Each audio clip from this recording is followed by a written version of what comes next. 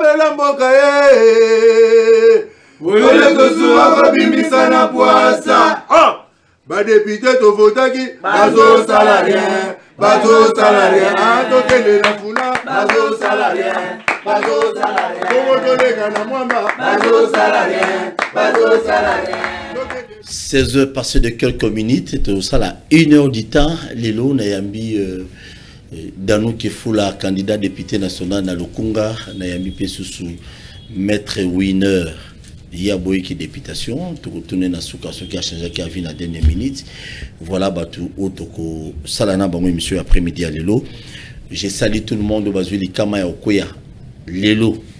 Les alliés mardi, na émission yo na pesi ba DG ba entreprise publique union sombote surtout ba yo bazale ko yiba mbongo l'état te bazale ko piller mbongo l'état te ba comme si ba entreprise net ba boutique na bangote net ba bar na bangote mais bazo sala musala pour l'intérêt national pour na koluka partout le moyen que congolais congolaises union soit se retrouver na musala za ko salema na entreprise à l'état nzamba zala na bisulo unaza komituna mutuna moko.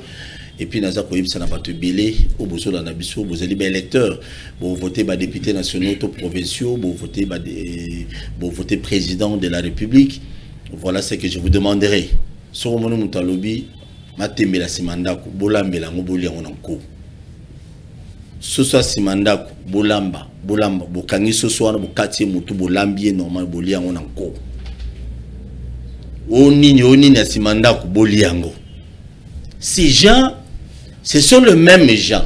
Et ça, surnom, il y a beaucoup de choses qui na bango, en 2018, au Matemila Simandako, au Ndunda Simandako, au Fumbo Simandako, Fumbo Zalana Zamba, au Fumbo Simandako, au Nin, tout ça, il y a beaucoup de bango ba voix, na députation nationale ou provinciale, qui va vendre, va bosser dans Borobino.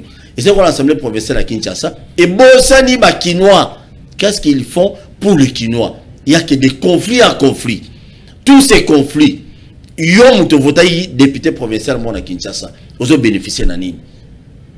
Yom te votayi député au Bundi na ba tubo soani, ba tracteur boele ba tracteur. Et enfin, yom total anga lelo. Au bénéficié nani depuis Joanaza député l'Assemblée provinciale à Kinshasa. Yo bénéficié ni. L'Assemblée provinciale de la province ya yo député au votayi qui na loi là-bas.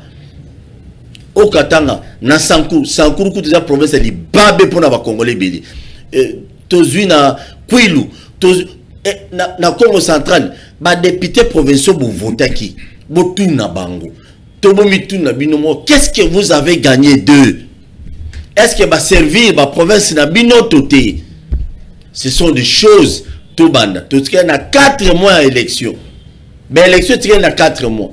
Pour la bino batu boza distrait, tout ce qui a 4 mois à élection. Bon tu a 4 mois. Batu boza commande na Dubaï na Chine, mital bino. Bon c'est la moi avant.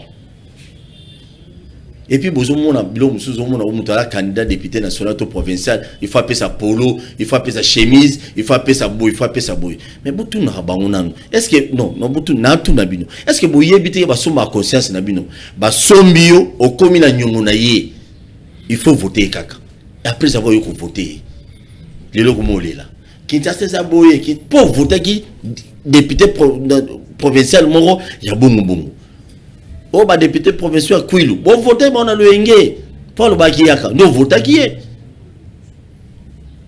Qu'on vote cette fois-ci dans 4 mois d'élection. Dans un cas toujours pour on va noter à bino pour la musabino qu'on vote mon pas mon école na voter. Voter mon pas il va valeur on aille pour y bah qu'est-ce qu'il fait, qu'est-ce qu'il paie pour vous. Ni ni euro défendre ko bunde la bino toro midi pourquoi.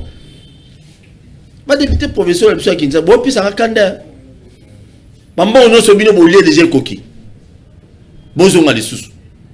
2018 ba député provincial 2011, besoin de 4 à Pamba. Yambalou, il y a besoin de combien? Même en nationaux, il y a Kinshasa, lui à Kinshasa. Il reste à Yoki, et Belé Baoki Ndekuna, qui nous postulé dans la province, qui nous cause à Bango Kunanga, Bandolo, Banga, Bandolo, Bandolo. Au moins que vous avez bossé, mais bossé MP, lisse le coula lisse, bossé Malinga Bouzobate. Très bien, je salue quand même le président, c'est ça qui n'a pas. Lui, il est, bon, d'après moi, il est au milieu du village. À l'Innossa, on a un sentiment, mais continue qu'à bouiller. Comment puis histoire, c'est ça qui nazalaki na sesaki na salaki bo na salaki bo na salaki bo na salaki bo mokile bandolo bapona yo vient na biso mutinga histoire ne comment mabe entre Moïse Katumbi, Félix Tshisekedi, Moko Antombolo Mukishi, entre Fayulu, Nani Agui Fotame Makasi, na ville province à Kinshasa, ba Congolais, ba kopesa ba voix et belé na Kinshasa. Na bi na Congo te, na baina na Kinshasa. Toujours banda boeti to kende. Na ninga mabete. Et puis tant on fond la téléphone, ce ba tunio, tchelpson photo ba mbani. On voter Moïse Katumbi pourquoi au lobby? Fayulu pourquoi? Mouko Antombolo Mouko Antombolo va voter bien, on dirait.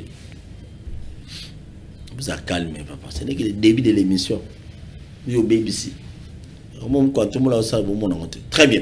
Voilà, sujet d'habitude après-midi à l'étoile, un sujet moko. Jamais Kabundi Boebi Kanae, jusque-là, Baloba qu'il faut, Bazonga les sous-supports, non, Bayakosamba. Dans le qu'il faut la Outika Nanga, Boni. Oui, Moten de Copote Soa.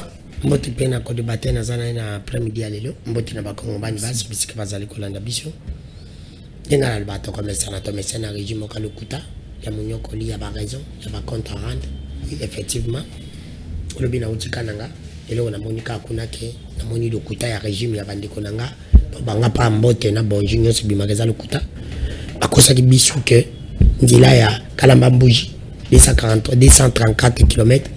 Et si le bon bimaka 234 millions détournés, volés, c'est les cilités à Mabélé. 145 territoires, Tikala Monangote na Kananga, Tatonga te colté, à l'hôpital Teba Bisanga Wapi. Pas hôpital qu'on est, Kasuka ou Kabuka Tongi à service national. Exact. Dans le territoire presque non sur la Lekinango. Pour yo, yebi pour na koko mama. Leki, Moka Bassisang et Zalaka, comme Moka Onani. Comment on appelle ça encore? Luisa. Au comité na kalamba bougie le qui Luisa tina mboka na yasuka masuka comité na masuka na code de monde ba territoire belé ata projet moka 145 territoire te yati les jeux ezate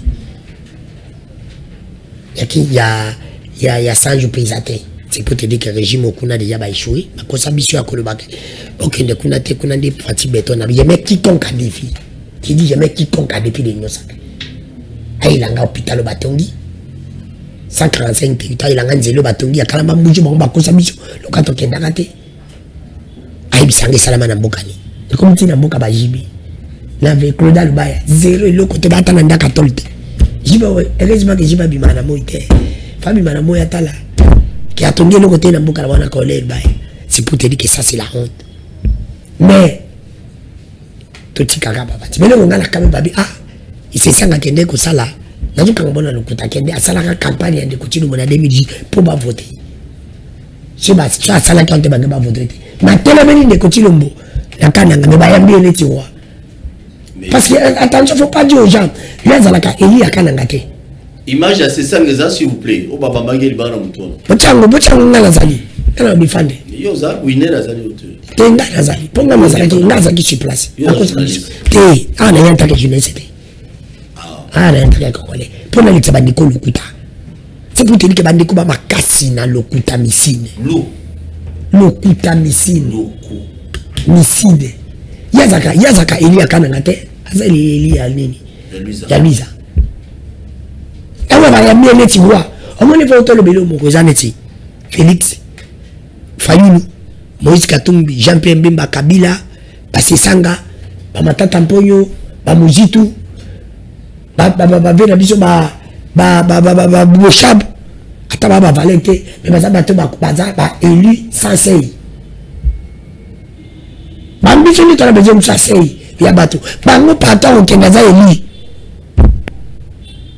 ako ke indépendant bini tu penses que basala de basi basala faut qu'on dit baba ninga mais botika ni lokuta voilà la peine ba comme tu Nabi Félix Kabila Fayulu Matata Mujitu, Jean-Pierre Mbemba, Sesanga, qui Katumbi, Bochap, n'a pas la Mouka Bango, Mende, bah oui, Magaza, Mende, Marguerite, Baza Valete, Baba Tipalena, Bochap. Continue. On se comprend. Baza Batoyo, Bango, Bana Bézé, Bakoki, Kosala, Kabave, Nabiso, Yaba, Kongo, Nani, Jean-Claude Vomba. baza batoyo bakozala réélu même aza candidat indépendant ana besoin batuté. Très bien, merci. C'est pour te dire qu'il faut qu'on reconnaisse bino de boutique à l'okuta. Bon bisabiso bo sali nini ya nga na lobi ba bisabiso ba sali nini parce que ils n'ont rien fait. Merci. Là-bas alors boutique à l'okuta. Plein de choses dans un biso tu kana on va c'est sous. Na bande ko biso na lobi ke bande ko ya nyo sacré. Baza na bosolo to tsekinga tembi. Na ya bisaka to zalaka 3 personnes zotanga. Ngai danu ke fula gotie sei na make mkebai. To telemela to beka ngobila sam salate bango balikile biso ngobila sam sabalam. Ngobila bila makasi elengisa. Ngobila bila makasi zando. Mais le kola bajiba compris ya tribalisme. Bali balongola ngobila batsa jikoko. Jikoko azam ebale ngobila zambula. Mbula so poleli mbula. Un moment ekoka okati. Mais so dini ne balofandi. Ozaka na mai mai. C'est pour ko kima boko boya ngobila te. Bon ça jikoko. Jamais bango dit pour mes acquis ça ngobila jikoko godimpo. Ba onyo so mérité. C'est ce qui mérite. Elle n'a pas dit que j'ai la lignette.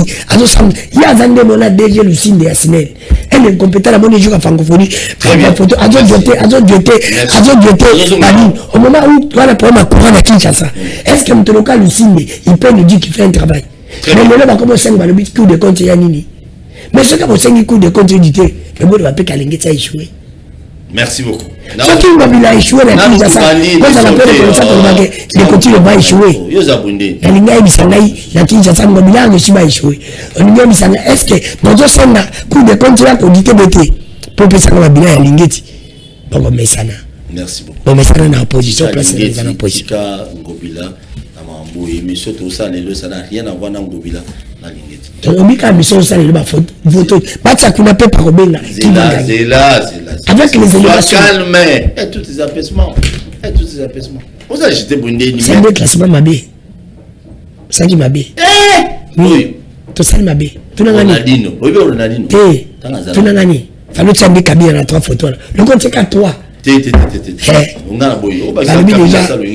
merci Danou. Je salue sur la linguette parmi tous les autres sur la linguette grâce à lui nous a jamais parfait na samokili mais moi j'ai la linguette il nous a démontré que nos kinga na zamuibi kinga na detunaki kinga na piaki ministre provincial de la finance ya kala ayibaki voilà selon l'IGF Aïbaki a détournaki, mon ballon qui n'est pas composé, grâce à Gilles Linguette, à l'exhibition, m'a tué belé et belé. Tu n'es pas mis, c'est un beau. Il est bon, c'est un politicien. Il est bon, Koulouna, mon lien là qui est au film. Koulouna, Bissonion, oh, Koulouna, Fazet, Aïbaki Chom. Mais il y a cravate, jamais tout le monde en route. Il est rare, c'est composé dans un pays climatisé. La belle élection, qui est Mbappé. Vous votez Nani Moutoya, vous Yebaki, Gilles Linguette a dénoncé Gaza Mouyipi. Est-ce que vous votez comme député provincial ou bien député national? C'est tout ça gentil. On a voté à la Kinshasa, mais sur Azaki Mouyipi. Vous votez, et ça a mis tout le temps. Vous êtes gentil, vous êtes gentil.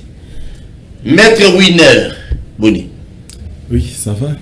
Qui m'est allé? Oui, santé Zamalam. À Kaka, c'est bien. Nami Totolo Bazan Katsa au président. Na réunion moko juste na siège na biso na IDPS au batunyo so bayibi mokili mumba bayibi azana réunion moko stratégique ezana kati ya koleka na moma onaza aw alors biso nyonso toka kozala peka kuna te pototika bandeko na ba plateau bango moko po bameka basala o bazana kati ya kosala na kolomaka moko oyo nga na yebite so tolobi ke eza lukuta bato bakoloba keno o qualifier moninga mabe. Mais ils ont proposé d'engager comme débatteur nangai mais avant na comment qu'on a appelé ça nous y comme débatteur nangambote mais vous êtes gentil hein vous le voyez la pasteur mais vous le voyez la pasteur parce que quand batumbo on était dans l'église à 10 000 enfants d'été mozoloba je sens vraiment que c'est maître fidèle avocat crédible na appelé ça comme débatteur nangambote descendant mon canton dans Kefula azamo quoi leader ya ba jeune avec beaucoup d'espoir que a quoi apporter Tunis à Malam dans l'avenir. Mais pour l'instant, il a que sa voix pour parler, mais il ne parle pas dans les bons. Il fabrique des histoires pour les concevoir et coller sa population congolaise. Bon, des passi. Oh, moi je l'aime. Tu l'aimes beaucoup? Oui, oui. Ah, Danou. C'est un frère à moi. na bateau Tenika, ce n'est pas bien. Zoyé était Omega. Bon, eza méthode eza méthode na musala pour un non respect à bako débatteur na plateau, ça s'est dit comme ça et même celui les gens qui nous recalent la cité constate que les non respect et à bako débatteur. Mais moi je peux pas tomber sur ce genre de pièges. Mais vous êtes candidat député s'il vous plaît. Moi candidat député. Et vous allez bien na me ko expliquer ba imboka. Té, si vous êtes candidat député continuez. Vous allez répondre na ko répondre na souka. Bon, OK, c'est bon. Na souka vous allez mieux. Ndeko ndanu que Fula a eu occasion ya kokende kananga kotambo na mwa na mboka Denis Sesanga. Ils ont un cadre na habité, ils ont un cadre nini, ils ont une mobilisation à la population nini au juste je ne sais pas moi, mais bakende quand même. Et Yemoko aza sûr et certain que c'est pour sa toute première fois à Nyatana Mabele à Kasai précisément na Kananga. Dans nous que Flanding a vendu a yebi nombre ya ba territoire réseau constitué Kanangate, villa Kanangate yebi amote. Il est difficile à yeb sabana mboka ke na Kananga basali rien. Donc parce que ils ont des biens émission, ce qui beaucoup de tout ça l'émission qu'a sur Kananga. C'est le mot le toujours prêt. Ça c'est de 1. Dans nos Kananga, nous avons tout ça, mais nous avons Kananga. Peuple congolais va tenir compte de ma.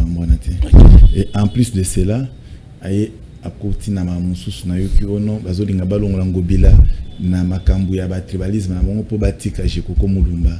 Non, de condamnou yo comme leader, je sais, hein, peut-être que le peuple congolais va au courant, je sais que vous êtes candidat au déposer qui dossier, batunion sur beaucoup voter parti na éviter. T'es apposé na parti à ces sangs. Donc dans nos candidats député national na lukunga na parti à ces sangs. Parti à ces sangs. Batunion so oyo bako votakaye na ndimité ke bakozala basakata. Pour un respect à la population et à public, il faut que ça soit fort. À propos du genre tribalisme pour tel, ça n'honore pas la République. Il faut qu'on construise la République et une bonne République. Donc c'est ça au moins. En attendant, tous les émissions Banda. Vous allez candidat député Toté. Oui. Na point ya cause la candidat député Toté. Nga naza leader na Kinshasa, mais précisément fief nangeza Mwamba. Il s'avère que na Mwamba na ba candidature au parti à récoltaki ezaki tellement ébélé parti esenga biso tokende na mosaïque oyo parti ya momoko et certifié qui. Alors moi na ba conviction personnelle, je n'ai pas voulu que na mosaïque de peur que mon esprit plus tard et trahir IDPS on a souffert depuis Boumouana. Moi j'avais voulu que comme on a toujours dans la liste à IDPS. Mais les candidats qu'on a présentés, je suis sûr et certain qu'il fera peut-être mieux que ce que moi j'allais faire. Parce que moi na bouté au Kistin Kabouya yemoko ayena Moamba. Déjà présence ya Kabouya na Moamba, on suppose que les candidats sont dans la place à collecter. Donc c'est un peu ça. Il y a un monde qui souhaité tous les candidats où ils vont postuler dans compte à IDPS na Moamba, bah bonne chance ainsi que d'autres candidats où ils vont kozala na ba juridiction ou soit ba circonscription, moussous ba bonne chance na paramètre winner. Mais lobby ndeko le kalelo. Lobby ndeko le kalelo, ba lobby na IDPS to sa obika. Vous avez compétence, il y a une partie mosaïque. C'est vrai. La compétence ne se présume pas. La compétence, ça se manifeste. Donc, je suis parmi les communicateurs de l'IDPS incontournables à ce moment. Je suis parmi les leaders Oyo que ceux qui n'ont de Kanabalabala, j'ai au moins 100 ou 50 personnes. D'ailleurs, on a pu imaginez-vous, à 12 heures, dans la chambre. Parce que n'importe, il y a des gens pleins. Donc, c'est-à-dire, c'est notre leader. Si j'ai ceux qui n'ont pas voix, Congo plus forte que RDC. Donc nous sommes des leaders, des figures emblématiques, connus de tous, sans distinction aucune. Nous avons posé à représenter Maître Kankolongo que je suis. Merci beaucoup. Merci. Et monsieur Bandi, tant au fond la téléphone, vous avez la gentille, vous avez la disciplinée, et sa vie positif, tout négatif, tout répondre dans mon calmement. Je dis un grand merci à Baïnios Bozo Bundana, la commune Yamassina, probablement des députés provinciaux, 4 sièges. Tous les Miyibi là, au Boyibi, vous votez pour. soka ye bolia mbongo na parce que c'est normal bazui mbongo fele bolia bango mbongo mais bo pese voter na changu de même aussi na funa na lukunga na mwamba vous ne pouvez pas voter n'importe qui parce qu'il était député en 2018 à voter non votez Moutou pour yebi que non avant le parlement il va te défendre attention moi votre soit un candidat et un candidat tabatou bunga très bien dans nous que fou là tu l'as vu sur 3 photos. On a réagi à mettre winner lui. Oui. Ne comprends pas qui mettre winner à lui. Mettre winner. Vous allez gentil hein. Na bossa le pe bosimbo. Différence entre ngana yo. Ngalo bila ka pepe na bila ka batuté. Nga ko tirer mutu nyoso mekana no ko tirer na o sesanga o tirer na o fayulu o tirer mais so tirer peuple mon ngana nzilana na côté la mutu. Monsieur na semol kanina lo ba ke kabuya incompétent. Faut le faire partie de l'IDPS. Pourquoi Tamboli na mon ma village on voit comment va territoire oui quand on a territoire belé je parle de territoire na route la semaine prochaine je na basungi na on sala kotumbi na sengi na compagnie aviation wana ba pe melanga biete nga moko parce que yani nata na ba province nata bilo bosali j'ai pris la décision nga moko mais faut y bagelo moko parce que mine mo kanti Congo za Kinshasa depuis que la Kinshasa vous salite vous habitez dans ma province tout qui est dans ma province pour tout le monde à toi il y a tout ça que vous salite la zone à territoire quand il lobby lui c'est un territoire non n'est-ce pas avant on comme masuka ya ribi à utakuna la territoire c'est combien nzila kalamba mujiwana combien de territoire ça kati hein c'est pour te dire qu'on a raconté c'est pour te dire que nous connaissons pas ça nini nazo raconter ceci et bah que na ya attaque Congo mais na journaliste nani sesanga memika ngata memaki Élysée Oja akompe mutasesanga ameme Trésor Kalafai akompe mutasesanga ameme Jean-Pierre Kaimbe akompe mutasesanga yake ndala kana nani na kana na kani comment Kabinda non Kabinda ngandi kochilu mazemu tandi kochilu kende kizizu na babenga ngoni kuna na Moïse Katumbi na Katanga azamta Katumbi ndeko danu ki fula bombe sana bombe ngai c'est sanguiste Katumbi c'est Fauli c'est Kabili c'est accepté mais pas qui c'est qui existe a tout une question na côté malembe ndeko danu bio accompagne mon quand tombe na poto ata yo boy en tant que journaliste je suis parti ngana okende c'est mon travail oui mais au fond ma pêche c'est qui dit c'est keba yo zape Katumbi c'est c'est retourne mais tu n'as tenu na tout non ngamuna tout pangane amoni ngai malobeza kana monoko pesa vérité vérité ya kana simple toquer rapidement c'est pour te dire que ndeko ngai peine juste nazo rencontrer ndeko danu ki fula n'a pas un poids politique pour nazala candidat indépendant pour na passer avec c'est impossible c'est ça l'honnêteté intellectuelle si je vais être candidat faut nazala kana parti moko vous en parti c'est le kananu logique kabiloko danu asiliki yoka il faut yoka ndeko ngai faut ngola bakute mato yoka to fungo naza félicité naza fayuluté naza Katumbi té naza mbemba té oya cause la Elisel nga fona za la compagnie na parti soko yoki danu ki fula ke pa matata mpo comment na ngoma bete akza na opposition soko yoki danu ke pa fayulu comment na mabete soki na ke pa donté mukwege na comment na mabete soki na ke pa sesanga comment na mabete soki pe pa mbemba comment na soki te mbemba za na union sacrée déjà mais soko moni danu ke fula ke pa bati faut ko loba ngai na kozala neti ba papa monere te ngai na kritika ka régime na bino bosali eloko te D'accord, parce que le problème il y a Congo le bezaki Kabila. Le problème il y a Congo le comme on a de Kotilombo. Je me suis dit ceci de Copol.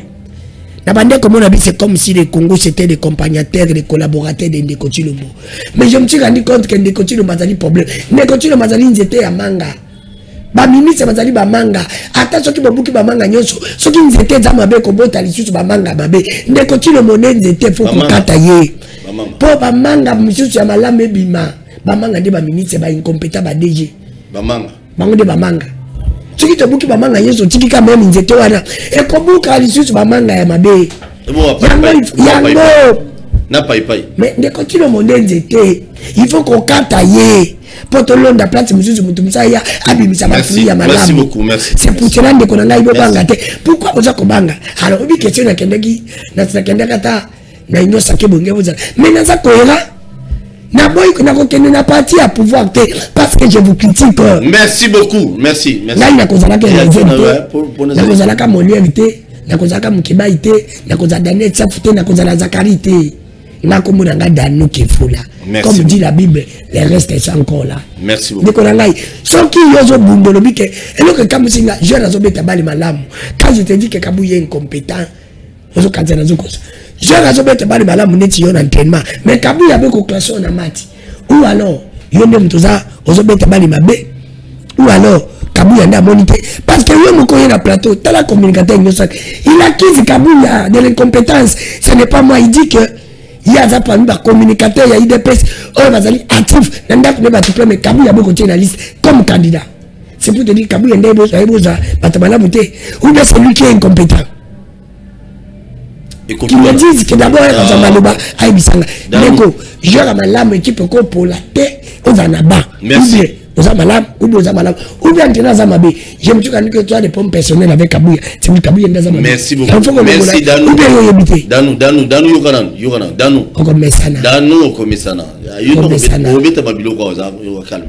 Mais Maître Winner, rapidement, et puis celui après Maître Winner, ici. Je pense que l'émission est dans nous que Foulaté. J'ai fait l'effort pour ne pas lui raconter non, j'ai compris. Les Arabiens ont discipliné. Oui, dans nous, aux journalistes, mais aux politiciens. Candidat depuis. J'ai fait l'effort. Yakobo a raconté na badrarala na ya autai kolubana entre deux G. Parce que j'avais compris que à lobby mais au sein ya bilognon sur lobby, il y avait un vide. Donc alors moi je ne peux pas répondre à ce genre d'histoire. Très bien. Moi quand je viens pour faire un débat, je pense que tout ça le débat par rapport à sujet par rapport à Mboka. Très bien. Je ne fais pas un débat concernant les individus. Azolo ba que ce qui attaqué ba politiciens ça peut passer, ce que le béli bat ça peut passer mais peuple du moins un peu peuple ba peuple pour peuple salut. Peuple va consacrer un article 5, c'est connu, le pouvoir émane du peuple congolais. Pouvoir, article 5 de la Constitution. Et la souveraineté revient à ces peuples-là. Maintenant, on doit parler du peuple parce que le peuple va salir mine. C'est nous les politiques qui viennent vers le peuple pour notre société. Suffrage à la population et que ça la moussala madame la compte à la population. De Konanga j'ai même ma main à couper. Je vous dis et je signe. C'est depuis 1960 jusqu'à ces jours. Exemple président mon côté à Namboko à Saraba merveille au Félix ça dans 4 ans. Azate j'ai même ma main à couper. Merveille au Félix à Saline la République. Mon quantum c'est dans 4 ans. Dans 4 ans, président mon côté depuis 1960 jusqu'à ces jours à Salabiloko Félix à Salate. Je peux commencer à citer et monsieur Ossilati. Maintenant de Konangaï, je n'ai jamais vu Moutoazolo Bakeno Kabouya c'est un incompétent. Il le dit facilement à Nico. Surtout Naya est incompétent dans le domaine. Parce que quand les gens, apparemment les gens déraisonnent un tout petit peu. Ce Moutoaz c'est la politique. Or, politique en soi englobe toutes choses et la société. Mais il doit nous dire que Kabouya est incompétent parce que chacun a un domaine tel, ce domaine n'est pas domaine on a avancé. C'est ce qui justifie son incompétence. Maintenant, il y a Kabouya est incompétent. Kabouya est incompétent. Incompétent en quoi? Qu'est-ce que Kabouya a fait? Oui, que Kabouya est incompétent. Kabouya a géré nini oyo au mona oyo ko qualifier Kabouya d'incompétent. Exactement. Donc ça ce sont des tralala de la rue. Alors, il faut éviter les débats de la rue. Nous bato belé hein, nous ba tout ça na plateau. Bazo supposer bazala candidat. Est-ce que s'il faut amener ce genre de raisonnement dans l'hémicycle, ça va honorer la population congolaise? Moi, j'ai dit directement net. Mais comment faire? Merci. Pourquoi? Pour mettre les gens qui ne vont pas aussi faire plus que eux et pour ça avoir même moins que ceux-là. Donc c'est un peu compliqué. Je pense que lorsqu'il faut raisonner comme un responsable, prendre le cap, mettre l'intelligence et de penser pour nous raisonner malamou pour la construction de la République. Merci. Merci beaucoup. Monsieur Nyoto Vandia pour Namboka, monsieur Tobanas comme en élection on a température bandi, pression bandi, tension bandi. Nana Robima Nzambe. Mukontombolo. Nzambe, mon balo, Mukontombolo Mukishi. Mukomai. Béton, béton, fati. Les prochains. Bon, je vais là dire. candidat bangoye d'après yo mon total ambition ndako qui peut être sérieusement voté à Kinshasa pas à Bakinois comme président de la République démocratique du Congo. Qui Mutuna Liboso n'a pas dans Kefola. Zala gentil, Zala posé, Kende Malembe. Au Tchebiso n'a pas photo, et Zala une bonne chose. Maxime de comporte soi. Mutuna na eza malam mingi da sepeli des banques na des séjours vraiment tu es très intelligent. Pour na côté sujet oyo, la zopé sans réponse. Mais il faut naïbisa ndeko na ngai na bosolo pe bosembo. Alobe loko moko alobi incompétence. Ndeko danu qui faut la je suis aussi incompétent dans le domaine état mécanique, je le connais pas. Quand nous disons que Kabouya est incompétent. Il est incompétent dans le domaine. Il gère quoi? Il gère parti politique, il a mis des pèses. Talent il des pèses batirara. Balongola yi basalaboy. Il ne mérite pas de gérer bango mabe. Balongola yi basalaboy, basalaba déclaration de plaza. C'est pour ça aussi l'incompétence. Il m'a demandé. Il va prendre la parole. C'est ça. La Bible m'a kabirate. Elle m'a commerce. Il gère les dépenses. Il gère ça comment? C'est bon. Trois candidats présidents de la Oyo Nekonangai accompagné Baki. Tu as Simbika Kabuya. A réagi. Nina. C'est bon. Réagi pour Kabuya Mona Kassam Samalam. C'est bon, c'est bon. Beta Bilo Kono calmement, Toké na Masolo Torozela. Toké Nekonanga. Bon titre en gros, s'il vous plaît. Je vais réagir. Nabosolo pe Mosembo, je réagis en tant qu'analyste. Toboyaki Kabila. Parce que Kabila Azaki Mwindouté. C'est parce que Kabila Azalaki Pembete. C'est parce que Kabila Bande Kolata Biente. Toboyaki Kabila. Parce que Kabila a Bande Kosala Malamouté. Ni ne Salaki Biso que Toboya Kabila. Parce que Kabila a Géraki. Peuple congolais Toboni que gestion la yé. Et puis c'est monsieur l'autre côté. Peuple congolais mon qui que gestion à Kabila to bénéficie quitté. To bénéficie quitté na nini? Kora.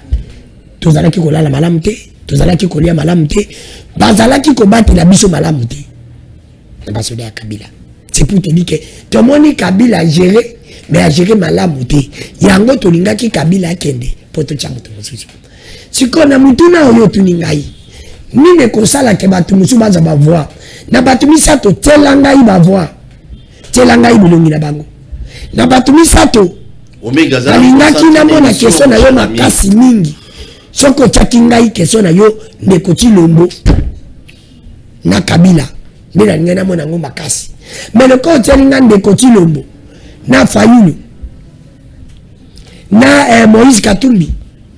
Na bango misato pona pesa moto yo akozwa oyo akozala voter na Kinshasa moké. Na kopesa réponse simple. Il dit qu'on le baquet. Moto akozwa réponse moké. Oyo akozwa bava moké na Kinshasa. Kombo na ye ndeko Chilombo. Pourquoi la lobby kombo na ye ndeko Chilombo? C'est parce qu'il a géré. Il a mal géré population.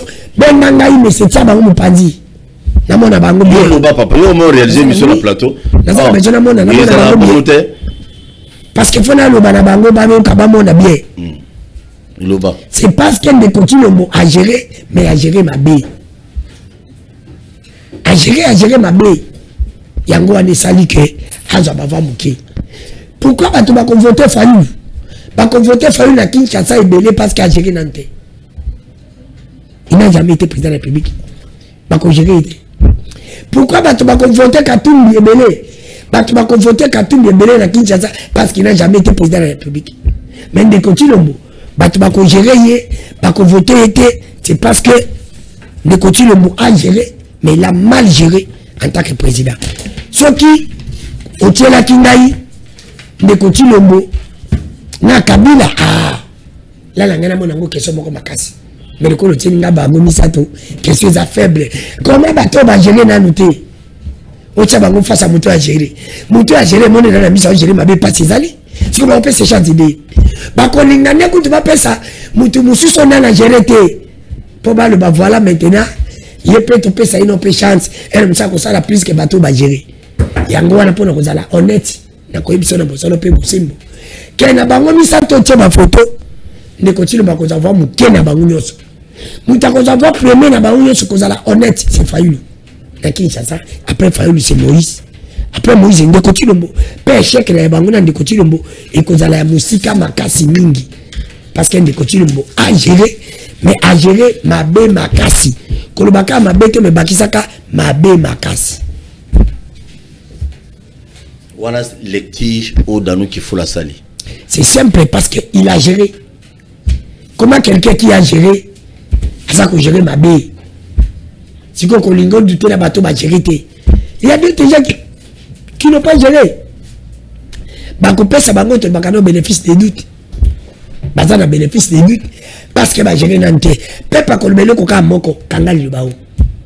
To pe ça pe bango chance. Mais tout ça qui ne continue une chance na bateau malgré que moi je l'avais pas voté. Mais la bimaki na lubino pas totika totalaï totalié tanaye koki. C'est simple. Donc après ce que donc bateau bako ça confiance na mko antombola. Bako pesa yi ba pesa ka mutu chance na mati o ya koti na 15 minutes avant faire mettre abeti kitoka sali différence mais ya bandi mati na débit dans ce kato pour la na yi wana yozolo ba parce que ozali bon en fait je peux position nga comprendre monter dans nous ozala na opposition ozala la société civile ozala la journalisme bon, là je ne comprends pas parce que quand tu dis que non bah Fayulu Moïse Katumbi bah il faut voter bangote pourquoi parce que non bah j'ai raté mais la question que je me pose non, c'est pas président. Non, c'est pas président, oui. J'ai raté. Oui. Mais pourquoi qu'on puisse avoir moins de chances? Je vais te répondre à la question, Paul. En tant que Congolais qui donne mon opinion. Je dois avoir son opinion. En tant que pas avocat, mais en tant qu'avocat, en tant que Congolais. C'est là où je reste journaliste. Je peux y aller en tant que Congolais. Ici, on est journaliste. Mais si on a la casquette en tant que nani, en tant que Congolais, on a la souffrance, il y a un côté, de continuer à voter, voter, de continuer par rapport à Fayulu, par rapport à Moïse. La question simple. Nabi bango ba comment on va présenter de continuer mon peuple à voter belete parce que à gérer ma bé yena kabila ndenge moko ya on a lebi mutako za ba belé na bango wana nyonso eza Fayulu na Kinshasa après Moïse. Après, très bien. Parce que Moïse n'a fallu gérer Nantes, peuple qu'on va topper sa confiance. Au pouvoir Nandezali, réponse, il y a logique. Merci beaucoup. Quelqu'un qui comprend bien la politique et qui est honnête. Voilà, je te dis. Merci. Il y a pas bon le bel, à dans la TV, mais qui n'a pas le vito, bête bilon. Maître Winer. Réaction. Pas réaction, réponse, non, on tourne de Tony. Nakatumbi Fayulu Félix Tshisekedi muko antomolo mukeshi na nani akukozwa ba voix mingi na Kinshasa omoni normalement élection présidentielle ndeko na élection présidentielle déjà toza na moment oyo pré-campagne bandi ba candidature ezo la déposer te mais to ki ba prétention ya ba candidat na landi ba prétention ya candidat oyo nakobanda naye ndeko Fayulu alobi na yeke akokende élection te il assume il persiste apesi ba raison que na élection te pourquoi parce que non na non si c'est arrivé que non bango misa to na baki na course présidentielle nangle ona mais réponse non il faut na personne asuka parce que faut na expliquer déjà historique n'est pas expliqué beta biloko nazolo baké déjà Fayulu akozala candidat te pourquoi parce que yemoko consciemment a cette déclaration officielle peuple kinois ba yebi déjà que mutu tel comme Fayulu Madidi akozala candidat te maintenant tozo ya na question dans l'absurdité ce qui sali que aza candidat est-ce que à quoi qu'on va avoir ébélé par rapport à Batmoussous. Non, à cause de voix par rapport à Batmoussous. Pourquoi? Parce que Fayulu Azalakaka député, tout le monde a expérience à Kinshasa. Depuis 2006 jusqu'à ce jour. Tout le monde a Fayulu va voter kaka na moi poignet à personne na Lukunga. Tout le monde a Fayulu na 2011 va voter na moi poignet à personne kaka na Lukunga. Tout le monde na 2018 na élection akendaki na présidentielle pe na députation nationale akatani na présidentielle mais na députation nationale tout le monde va voter kaka na lukunga. Ce qui veut dire que c'est un locaux aza vraiment local aza mingi local il faut revenir toujours na députation nationale parce que na présidence eza point na été ako gérer pour ya Kinshasa te. Wana eza première raison. Deuxième raison, Fayulu c'est un monsieur très brutal. Brutal. Il est tellement brutaux. Donc, na kotala être humain, vie brutalité azanango envers société et qu'on constate que continuons moko ta couper sa Fayulu chance à retirer les voix. Ce qui a créé la présidentielle. Retirer les voix. Pourquoi? Parce que brutalité naie et se faire démarquer voire même la dernière marche na bamba autour au salle. Un leader politique, c'est pour la toute première fois depuis la République et la République, un leader politique a senga na jeunesse que bozo mabanga bo bamba batouana. Baba mabanani baba policier ba militaire oye sous contrôle abenya autodéfense. Or ce n'est pas un bon politique. Peuple congolais avait noté. C'est de deux. Maintenant de konangai. Fayulu d'ailleurs lorsqu'on a qualifié Kabouya mwana boute d'incompétence parce que a géré IDPS malam a géré IDPS malam te entre temps IDPS n'est pas pouvoir c'est que ils ont ça amalgame. Fayulu nde aza vrai incompétent. Pourquoi? Parce que a géré SID Mabé ba katani na élection en 2018 azo continuer à gérer SID Mabé parce que tout le monde n'est pas tout qui m'a SID SID et c'est vidé et très ka ba jeune au baloko na balabala ba yebani kututé. Ah mais Prince Peng maman Chantal na Prince Peng n'avait pas Fayulu te Prince Peng a cambriola parti politique à Batu ya mutumoko boyazaka ndundu boyazaki côté ya Cité Verte. Prince Peng n'a jamais été na SID. C'est un cambrioleur d'un parti politique, tout le monde le sait. Parti à type pourquoi pas moi. Alors je d'ailleurs oublié son nom et son âme. Chaloupa. C'était ça Chaloupa.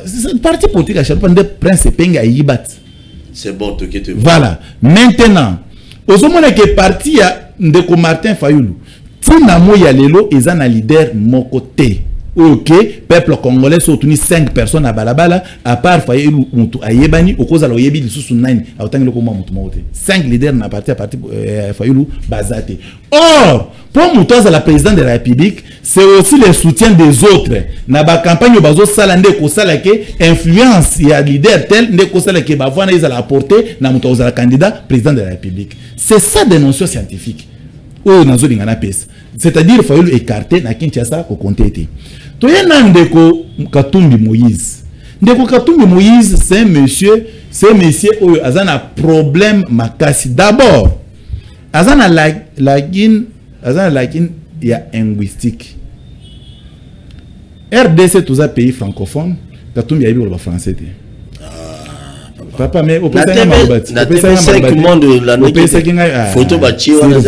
s'il vous plaît, c'est bon, politique, j'assume ce que j'ai dit. Na TV5, tu as salle climatique. Na TV5, peuple congolais, bayoka, ils ont na YouTube, ils ont tambour. Katumbi a une difficulté à Lingala. Katumbi a quoi que ça loi Kabila na Équateur, ou a kenda pour ça la campagne, lui, maman na kola la binoti 5 jours. Yamonde sala ke Kabila na Équateur azo voir ata mon côté. Maintenant Katumbi na Kinshasa akoya ko sala campagne na langue nini. Et non ko sala ke elongo la Katumbi. Et donc en tout cas à cause il va pas exister. Il y a beaucoup des éléments parce que l'émission ya minga moto ya mina bande ko mususu bango pe besoin parole ba sala ba ko sala ba lo boba ko roba. Je pense que peuple congolais a témoin azolanda ba analyse ya moko na moko. Ndeko na ngai. En plus de cela, Katumbi na Kinshasa, il n'a jamais été le bienvenu. Parce que Katumbi à l'époque, oye aza gouverneur na Katanga. Na Kinshasa kino baza kolinga jamais Katumbi. Ba kino nyonso ba yebi. Pourquoi baza kolinga Katumbi te? Azaki na comportement o babenga ya kimoyibi. Ye aza mingi na domaine la football, aza koye koyeba ba joueur abato. Awa ame bango na Katanga eloko na tika frustration na mitema ba kino atilelo. Donc Katumbi akokoka eloko te. Maintenant, tu es dans mon mboka, Félix Tshisekedi Tshilombo. Mouko papa, écoutez l'avantage que Mouko Antombolo Zanango. Premier avantage, qui a bakinois, va voter Tshisekedi. C'est seulement parce que Aza d'abord, Moutolu a Félix Tshisekedi Tshilombo, le président actuel de la République, Moutolu n'est pas condamné à Kinshasa. C'est bon, il y a Fayulu. Fayulu a Botama na Kinte. abota na kinte yeba molo ba koluka na yebiso bisika toi na TV papa na yebiso ke Fayulu j'ai toujours dit que moi je suis un politique c'est bon naza iloko na ko banga hein Tshisekedi mutolu na ye kundeni na Kinshasa abotami awa na Kinshasa bakinois bako se souvenir na vrai kinois o mutolu ne ekundama awo contrairement na bavenant ça c'est de deux. Tu sais qu'il nous a fait des merveilles que nous avons, tout cas, comme on n'a jamais dans la République, depuis la République et la République. Tu sais qu'il imaginez-vous, Covid-19 est dans la République démocratique du Congo. Juste une accession à pouvoir. Covid-19, tu sais qu'il y a 2 ans. 2 ans. Pendant 2 ans, Félix accepte de protéger les Cunois ainsi que la République démocratique du Congo à travers la Covid, la meilleure politique à checker en place. Tu comptes un nombre de morts contrairement à Mikili Moussoussou et Apoto. C'est quelqu'un qui a géré ça. Il a sauvé la population quinoise n'a lié à Covid. Ça, c'est le premier merveille de Félix Tshisekedi. Le deuxième merveille de Félix Tshisekedi. Félix Tshisekedi, il arrive au pouvoir. Il accepte de s'humilier. Andimia Zongane Mouké. À quel colère nanda où ils ont fait la présidence de la cité de l'Oya. Nanda quoi 2 chambres salon. Où le président mon côté depuis la Belge. Mais Tshisekedi accepte pour l'amour du pays. Andimi Kolara Nanda, il y a 2 chambres, salon. Les Kinois vont se souvenir de ça. Tshisekedi a continué à pouvoir. Il y a tel lobby non. J'ai que peu du temps. Tshisekedi a formé une constitution. A tangi constitution. A découvert que c'est un article 43 dans la constitution où ils ont prôné gratuité d'enseignement. Tshisekedi a tangi si bana. Où Bazaki ba illettré depuis. Bana Kinshasa Bazaki ba illettré. C'est depuis 76. Dernière année, c'est depuis 76. Mais si vous faites le calcul simple, de 76 jusqu'à ces jours, au comment que Moutouana il y a de 76 jusqu'à ces jours, alors que vous avez les 45 ans. Donc nous avons des alphabets à l'âge de 45 ans. Dans la République démocratique du Congo. Tu sais qu'il accède au pouvoir, à telle réalité en face. À mon que les gens souffrent, manquent de compréhension. Il faut ça la paix au Québec. Il y a des gens qui sont invités à un plateau, ils ont un problème. Ils ont un problème. Conséquence, c'est les bras. C'est ça les conséquences. C'est comme ça que Tshisekedi a préféré éduquer l'homme congolais. C'est à travers les études de l'éducation. Ça, ce sont des merveilles que les Kinois vont faire de sorte que Tshisekedi soit voté massivement. Merci. Il y en a plusieurs. Voilà ce que Tshisekedi vient de faire. Yasuka. Voilà ce que Tshisekedi a sauté. Voilà Yasuka et Bakinois. Vous comprenez que Tshisekedi c'est un don de Dieu. Tshisekedi c'est un don de Dieu. Pourquoi? Tshisekedi a faire accepter que l'organisation à francophonie et ça la République démocratique du Congo pendant que Ndekonangai la République démocratique du Congo est le premier pays francophone. Mais tu as organisé francophonie dans la 9e édition. Avec la volonté de Félix Tshisekedi Tshilombo. Et quelle francophonie? Selon le sondage, c'est le premier francophonie en termes d'organisation et de meilleur. Selon les sondages publiés. Ah bon? Je vous dis, les sondages de l'OIF, vous pouvez lire, c'est public. Donc, ce genre de merveille et ce genre de bonté que Tshisekedi dégage, mon frère ami, moi je l'ai vécu que dans la Bible, lorsque je lisais la Bible, et j'avais compris que c'est Dieu qui avait fait ce genre de merveille. Merci. Très bien, merci beaucoup. Ah. Il faut bien au maï banobi maté c'est un problème. Merci. Ah, politique est compliqué. Je suis discipliné. Hein? Katana Katima. Non, c'est normal. J'ai toujours été discipliné. C'est normal. C'est comme ça que je suis beaucoup sollicité. Il y a parti à Jamaïca Bondi. Bonsoir, bonsoir, Nabako débatteur. Bonsoir. Oui, Rita Makas, oui. Ouais, vous m'avez pris à pied levé. Naïba quitté, vous voyez aussi avec Nzela, Makambo Izali, embouteillage. Bon, merci. Je suis quand même arrivé. Bon, permettez-moi, je suis en face. Il y a eu des pèses. Un vrai zélateur, un vrai chanteur. Il jette de louanges même là où on ne peut pas jeter. Et je le conseille parce que il faut abondaboyer pour bailler comme beaucoup. Mais je sais que nakati na yo o nyonso azali koloba. Tango azokoma na ndako. Ils ont vraiment différence ya makasi. vie na oye azo luka ezala oye azo kanisageza parce que na bayo azo dégager wana eza ba souci na ye kemboka ezalela mais siko azo vivre dans ce qu'on appelle les utopies donc il ne voit rien mais il raisonne, il imagine, il pense qu'il vit dans ça. Très bien. Difficulté yangoana. Bon, tikana pesa na mbote na ndeko le président national honorable Jean-Marc Kabunda Kabund oyo azali na boloko otage personnel de monsieur Félix Tshisekedi oyo akokisi lelo inane na boloko bakanga ka le 9 août 2022 lelo tozali le 9 août 2023 lobby azaki na cour de cassation boyokaki maïnyo somalikana kikuna ba infraction moko imaginaire biloko moko déjà babutika quelque part pour un peu l'empêcher ya ko continuer combat politique nae pour na ko bengana bandeko oyo bazali na kati ya pouvoir baye pour na ko détruire parce que le pays ne fait qu'être détruit tous les jours. Le pays est détruit tous les jours. Donc Mboka, dans tous les secteurs de la vie nationale, ça ne va pas. Voilà pourquoi il a engagé ce combat. Et puis, il a au rendez-vous lundi prochain. Nazo senga na ba kinoa nyonso. Ba kongomani nyonso place nyonso bozwami. Atapo na kosa la démonstration na kati ya balabala po baye baete Jean-Marc Kabunda Kabunde alinga makasi na kamweku tutango tche bilongi ya ba président candidat président de la République au tche président ngate lobby na osala bato mususu ezala bon 3-3-3-3 mais le mardi na bandi boy na 16h lobby na bilongi ya ba candidat président mususu étant donné que ngai na zalaki awa na koka ko lobela pona mokonzi na ngai comme elongi na koka ko sala moi na vidéo moko poto ki depo to mo na nzela te avana tuna wana pona zonge pas dans nous président Jean-Marc Kabund de l'année vidéo na réseaux sociaux où il y a le baki mama kamobele ou le mama kamobele il est reproché de ça mais oui où il y a le baki na ba infraction oyo ba retenir contre ye absurdité o bistozo benga imagination oyo procureur basilaki ko boutiquer contre ye to ça na ba infraction lokola ba offense au chef de l'état.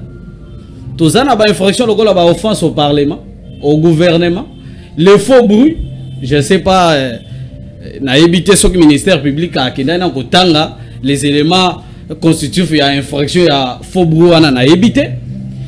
Mais l'objet est à qui occasion.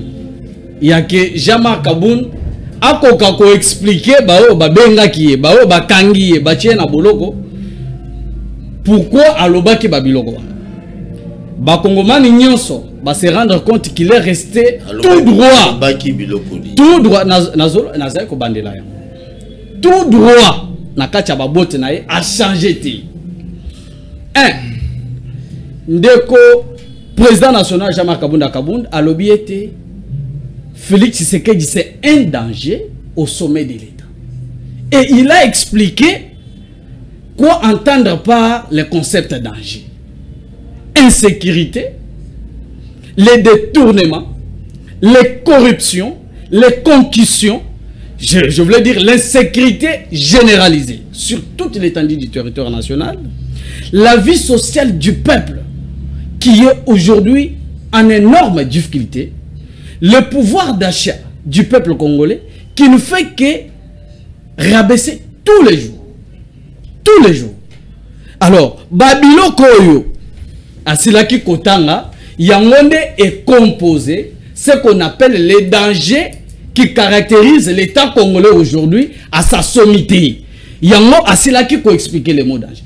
A expliquer les sous na oya lobaki ke ba millions de dollars ezali kobima.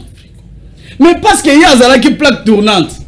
Pourtant y a zalaki Batiokola Bakabouya, il y avait des réunions auxquelles il ne prenait pas même pas part. Parce qu'avant qu'on t'attend à cité de l'OIANA, il fallait gaz à la pembe na Kabunda pour qu'on t'attend à cité. Les Londais, il doit remercier d'ailleurs le président national Jean-Marc Kabunda Kabunda pour abanda ko sengaye Kabunda zo memaye ba parti ba place nyo sa banda okende naye. Les lois atatanga zo babiloba lo ba me ayebike son maître. Alors, deuxième c'est par rapport à 5 millions de dollars où ils allaient kokende na ba paradis fiscaux. Jean-Marc Kabunda Kabunda a réitéré. Mais dans un état déjà normaux, oyo justice ezali koluka ko consacrer oyo to bengaka état de droit. Normalement Kabound ne pouvait pas être détenu, jeté à la prison centrale de Makala. Il devait plutôt, le ministère public, ouvrir une enquête. Kaka Lolenge Kabound a expliqué qu'il lobby président national. Parce que là on parle de l'argent de la République. Ezali mbongo yamboka. Mbongo oyo ezali bazali kosangisa utana ba mama oyo batekaka matembele. Batekaka ndunda.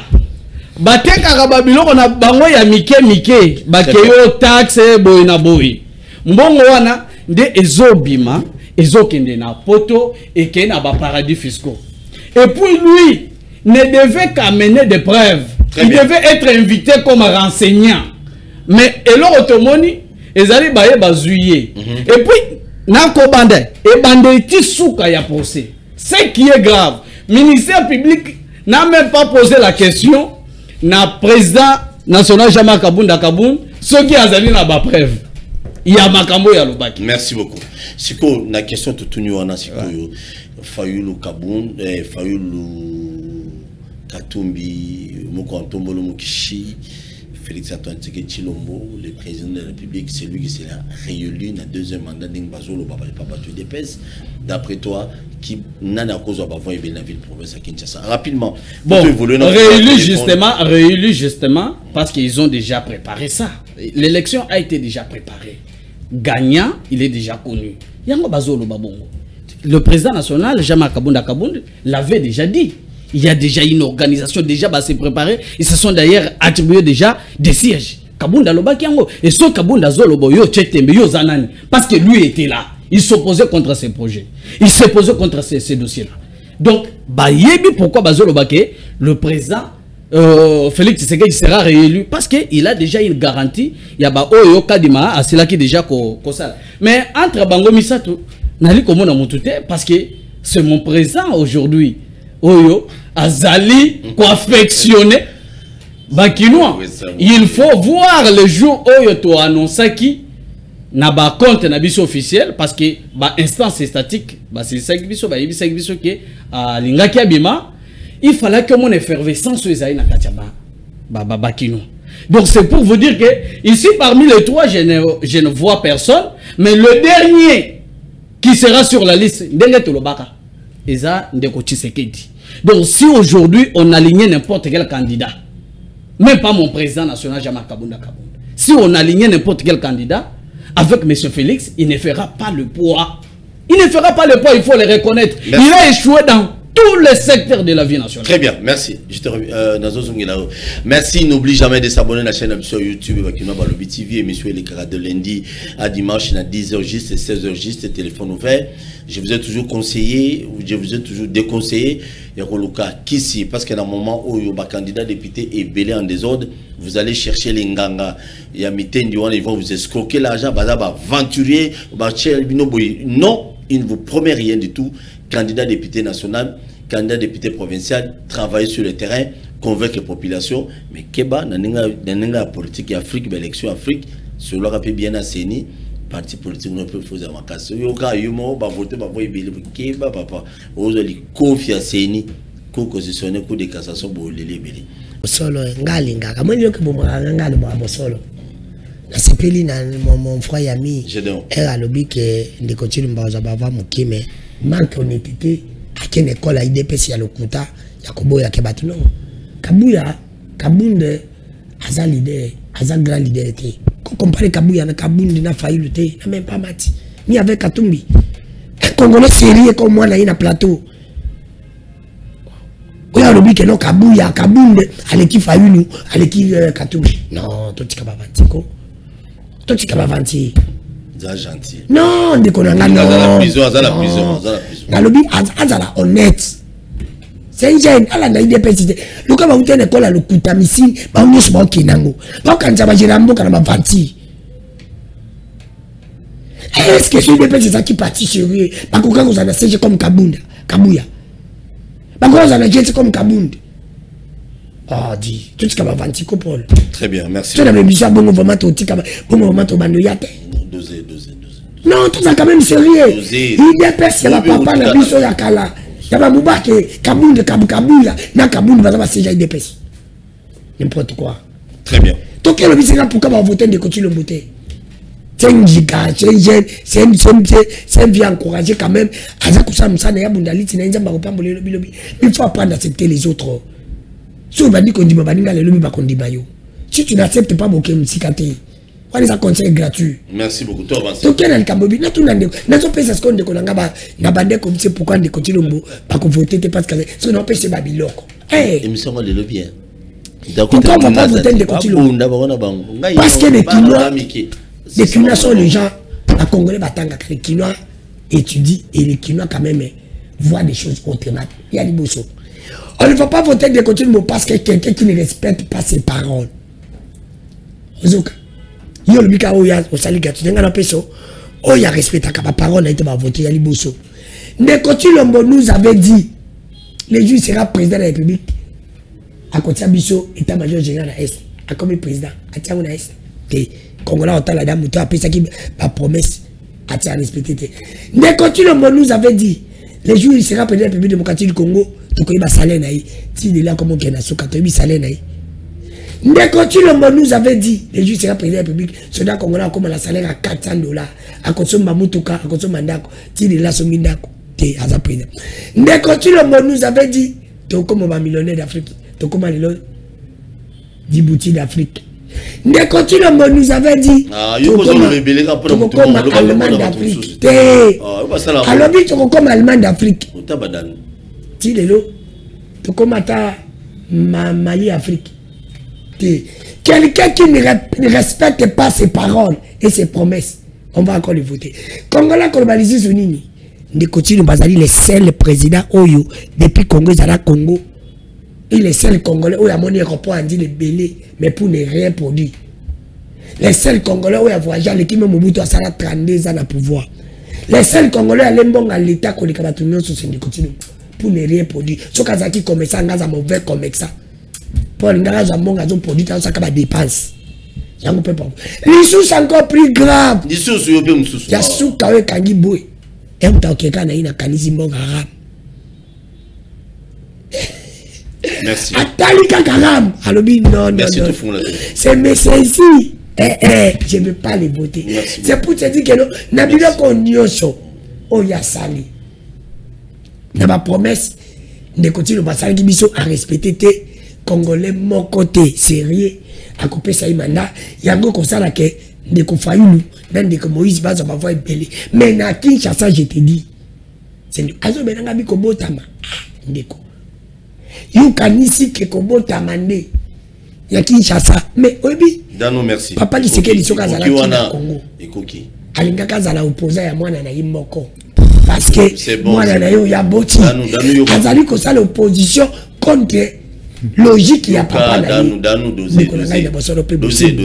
Il faut révéler au moko que ngade bisa ko de continue botsa comme qui président ils en a début que ça comme président il y a des bosses là comme papa qui s'est dit parce que papa na yenda ça qui va voter il y a mis baleza qui batinyo se bande bénéfice il n'a pas encore travaillé to payer sa chance il me dit à cause la élu t'es chité wana oyo le bébé boy pour mon tombe le ba bon tika na tala pour ngana bombarder le cas dosé wana on dit comment on t'a pouvoir non dosé malheureusement non chité gloire à Dieu. Dans une minute, s'il vous plaît. Non, une minute, il y a une minute, papa. Non, ils ont beaucoup parlé.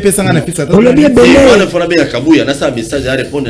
Ça, c'est bon. Finalement, on a mis papa, on va en opposition. On va en opposition. Chaîne les oppositions parce qu'il y a vraiment. Non, malheureusement, non. Malheureusement, non. Nazo chlorophile Zambé. Chaîne à pouvoir. Nazo chlorophile Zambé. Ok, c'est pas grave, mais tu sais, Nazo chlorophile Zambé parce que ça mettre à temps et à circonstance. Amen. Yes. Tala lelo nanu ke fula reconnaître que ba voter Tshisekedi as président lelo parce qu'il va voter na combat papa Etienne. C'est une bonne chose. C'est une bonne chose. Pourquoi c'est une bonne chose? Parce que pendant 4 ans Bango balobi que le seul homme qui a été élu c'est Martin Fayulu. Mais aujourd'hui, quand même, peuple congolais place Bazali, va bêter ma beaucoup.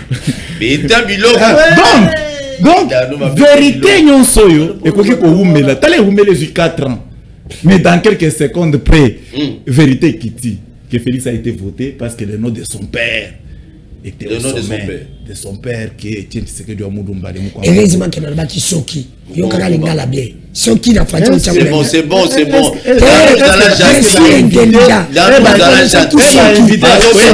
Français, il y a Zamou Tamayele, il a étudié parmi les communicateurs des DPS. Oh, il y a le Bagabatangi à Tangi. Soki n'a français, on a français.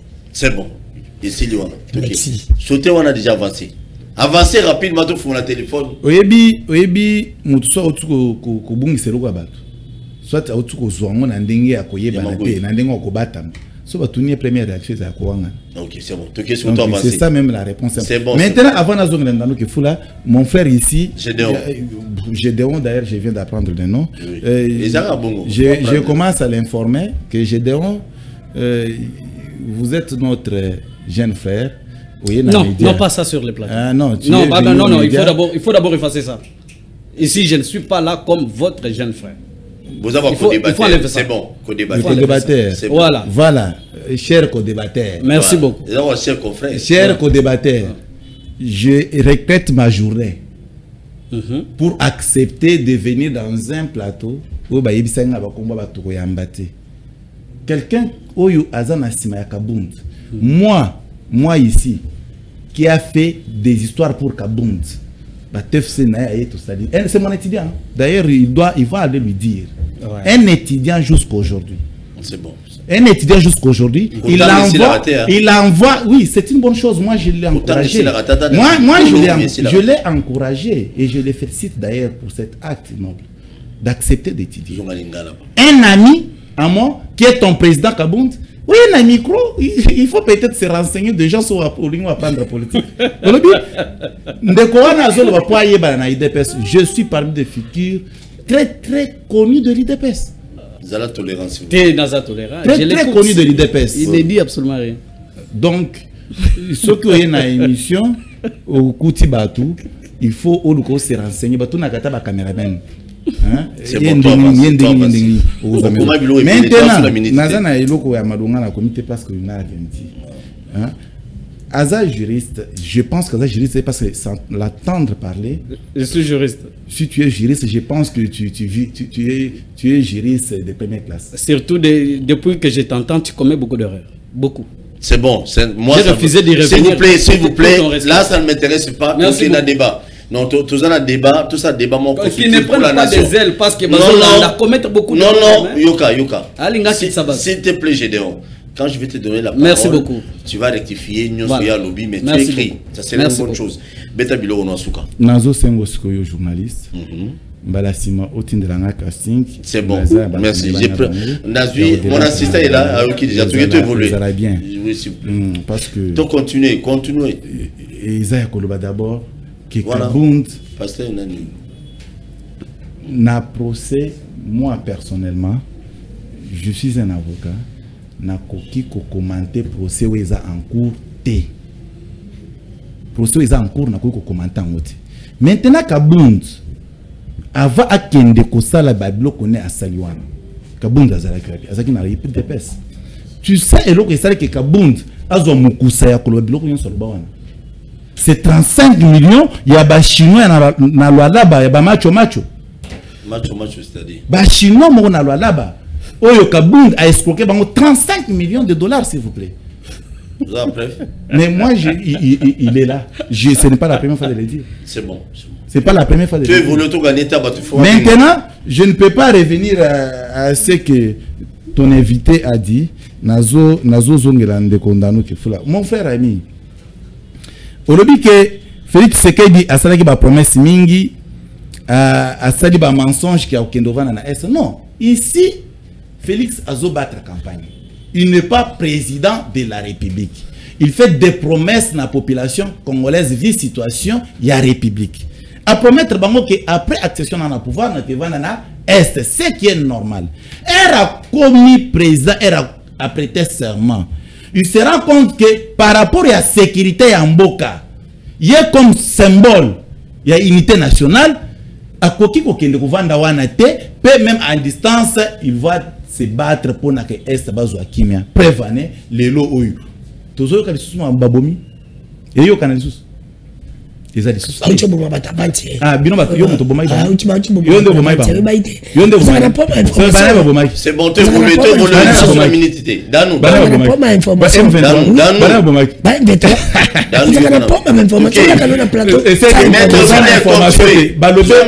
J'aurais appris que Ezak a déco. Mais yo so ba M23. Danou. Tu voulais s'il vous plaît. OK.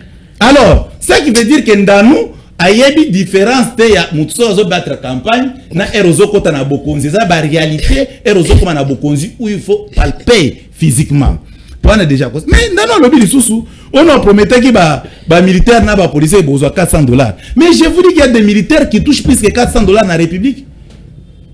Ils font des secondes le baquet militaire et à première classe azo le kuta. Paul, ça ne peut pas laisser passer.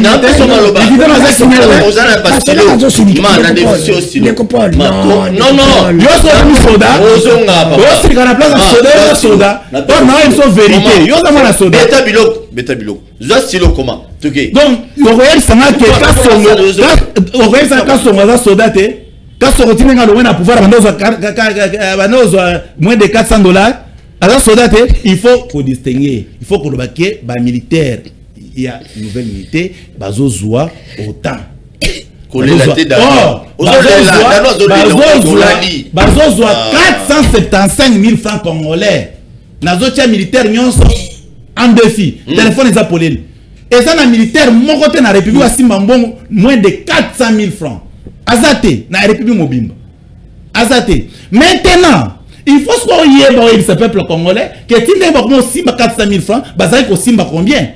Bamo Simba. Oui, Bazo Simba actuellement. Bazo Simba. Bazo Simba Mbongo. Tu évolues le cité. Alors, papa wana ndeko na ngai. Bakuti bango na mboko baza na 80 000 francs. Félix a coûté 80 000 francs. Les lots baza na 400 000 francs. Ndano zo bakeza muke. Ça c'est compliqué. Mais on a bêti solo à Aram. Mais on a une histoire à Aram. L'histoire à Aram, tu sais qu'il trouve l'histoire à Aram na table. Tu sais qu'il entre au pouvoir, il trouve l'histoire à Aram. Aram les a arrêtés ministériels, les hommes qui pas premier ministre. À pas récupérer. Mais écoutez, est-ce que vous n'avez pas ma continuité de l'État? Kalamabé. Aram les a dit mabé. Mais on ne pouvait pas prendre ça. Parce que ça qu'on parle de la continuité de l'État. Ndano mais yozo déranger ngana déranger te ndiko pardon tika écoute aussi ces émissions batu ba benga belé gens na répondre bango siko na mambo après so yoza mupayate yoza mutu akala ndano ko sala ba mupayate tika de kokosa alors makambo aramo na kosi tisekedi mutu abimisa ka arrêter ram c'est bon très bien et katibizo il faut expliquer ba na mboka or est-ce que de monique l'applicabilité ya ram et pesi makele na société un bon président fait quoi a sengi bakataram effectivement. Qui a passé composé. Non, l'argent a fait le travail dans l'objectif où il y aura mes actes instaurés. On a gratuité enseignement. Non, c'est-à-dire objectif. Parce que ce n'était pas pour rien. Ce n'était pas pour rien à l'époque Bazoua arrêté instaurant. Là, Wi-Fi dans l'université. Donc, oui, Wi-Fi est côté hier. Exactement. Oui, dans le campus Wi-Fi Zali, dans l'université. Un président comprendre qu'il y a na classe parmi les populations, et dans la classe de la population, il faut faire quoi? Il faut ayoka voir le peuple. Il y a même beaucoup de ça là qui Azal se relie parce qu'il écoute la population. Réli. Sans problème, sans contestation aucune. Sur Azal réli mbalo. Winnet. Très bien, merci beaucoup. Bon, non, c'est là. Je dois rien à sucre. Je dois réagir, merci. Mais on continue à aussi ça, Mounion, c'est pour ça, nous allons chaque jour. Mais attention, ton émission est une émission beaucoup pédagogique. Dès qu'on a quiconque a défi. Dans le bina, dans le plateau, soldats congolais, mon côté, quand tu parles de $400, c'est comme aujourd'hui. C'est plus de Oui, 100 000 francs. Tout le monde 1 million. Voilà, je vais répondre. Je vais répondre tout sur tout. Je dis, général Kassomo, Asimba combien? Kassomo, Asimba combien? Général Kassomo. Général Blaise, Asimba combien? Il faut y avoir la classe ni un soldat aux autres. Oui, voilà, général de la République, on a Kinshasa, Asimba 400 francs. Journaliste, tu es en train de mentir la population, mon frère. C'est bon, c'est bon. Tu es en train de mentir la population. Dans nous, il y a des militaires, il y a des militaires, il y a des militaires de 3 millions. Il y a des Kanya, Mazako, Simba, 80 000 francs. Mais 4 000 de soldats, c'est pas ça qui a c'est bon, c'est bon. Mais voilà, Danou, je te reconnais pas aujourd'hui. Je te reconnais pas.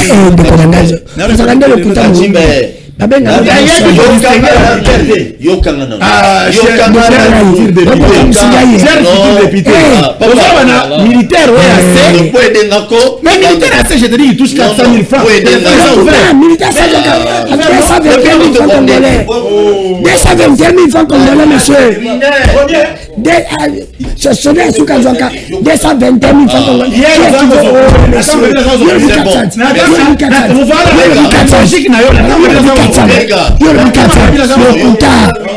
Le Kouta, monsieur.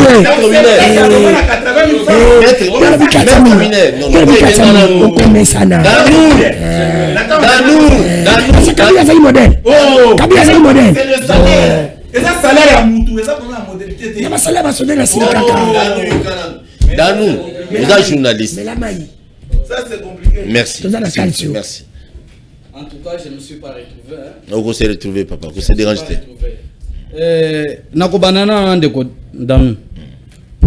Je le connais parce que je le suis aussi. Je suis na Moussalo, ça fait longtemps. Na Biba, grande figure. C'est bon. Oh, yo ba participer à débat politique. C'est bon. Nous sommes dans de Danou à lobby. Kabound n'est pas plus grand que Fayoul ou Moïse. Que Moïse. Que Félix Tshisekedi même. Non, bah, il faut écarter monsieur Félix Tshisekedi.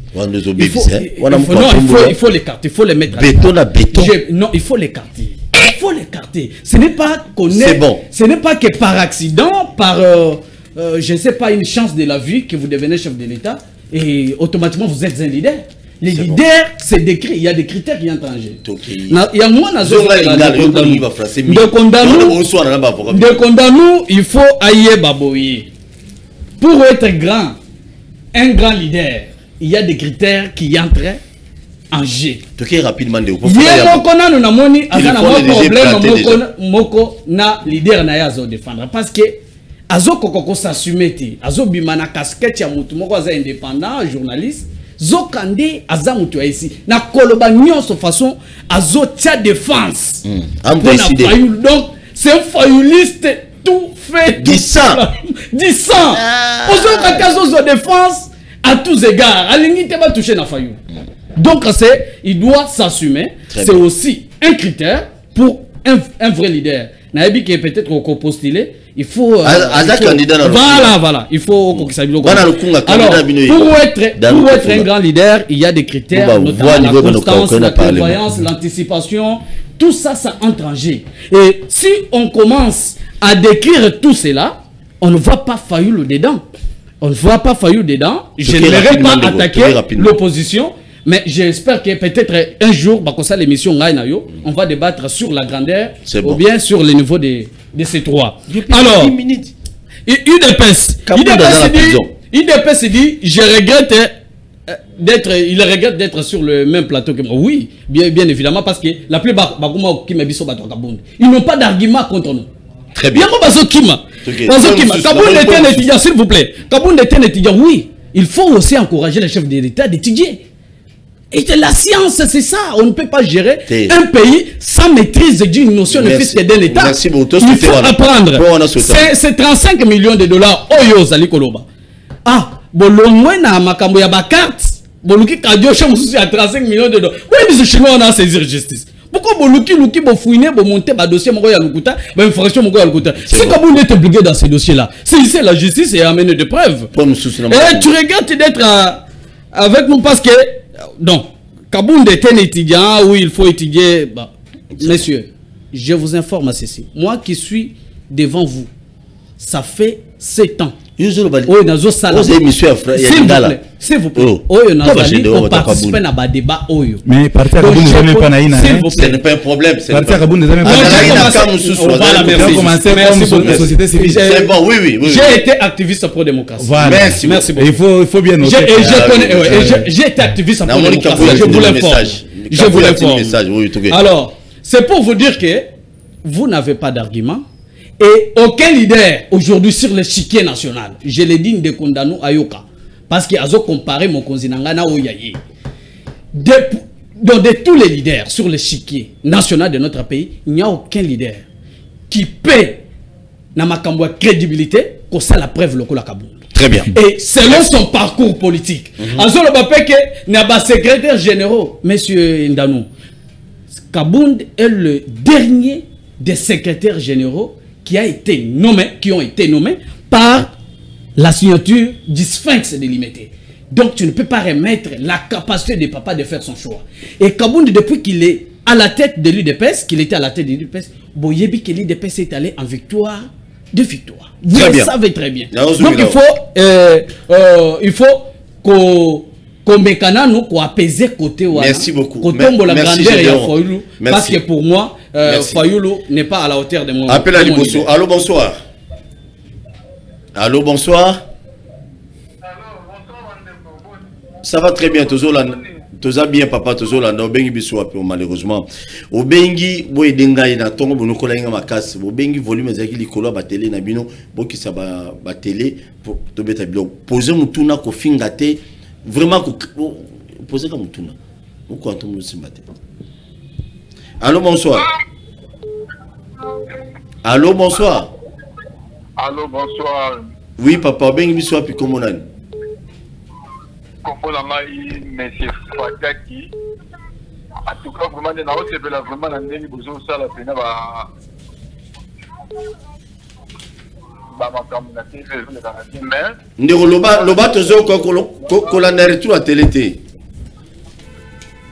D'accord. La papa n'a pas idée sur la Azad Poutia. Et là, la soldat mon côté la République démocratique du Congo à Azati. Dans mon côté, à la $400. À la pénale, c'est gros. Le professeur, il a un voyez, ndikona kati yo boyebi émission oyo na linga bato bafinga bato te tant ozo qualifier déjà invité na biso escroc, ce n'est pas vraiment bien, désolé pour la kati yo. Vraiment quand vous appelez pesa likan, c'est comme congolais ndenge bande ba pesa bien que mutu pesa ba tendance politique na ye, mais yo na ndako na ngai to pesa toli to pesa likanisi ya bien pour na Congo na biso kende boso. Quand vous insultez les gens comme ça, émission ezana bana mike batala rabiso bazana ba mineur, ezana pena mala mingité. Vraiment je suis désolé pour t'avoir coupé, hein. Vraiment Boulim c'est ma casse. Pas d'insulte s'il vous plaît. Allô, bonsoir. Oui, allô, bonsoir. Oui, bien biso api comme on na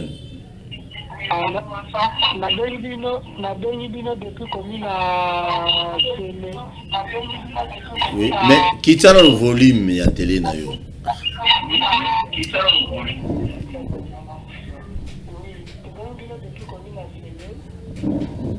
Allô? Toujours au Kaosiko. Oui. Eza malananga liboso depuis na botama. Oui, namona soda zo qui ne volontairement formation. Pour la nini.